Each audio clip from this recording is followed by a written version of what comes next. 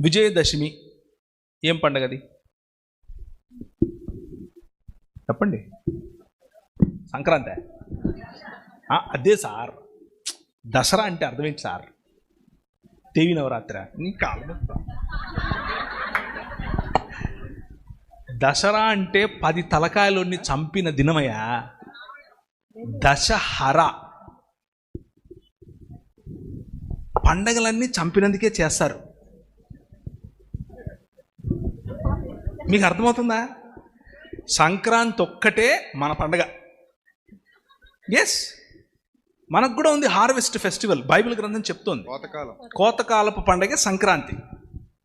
సంక్రాంతి అన్ని సంస్కృతుల్లో ఉంది. దీని వెనక ఏ విగ్రహము లేదు, ఏ దహనము లేదు, ఏ రావణాసుడు లేడు, ఏది లేదు. అర్థమవుతుందా?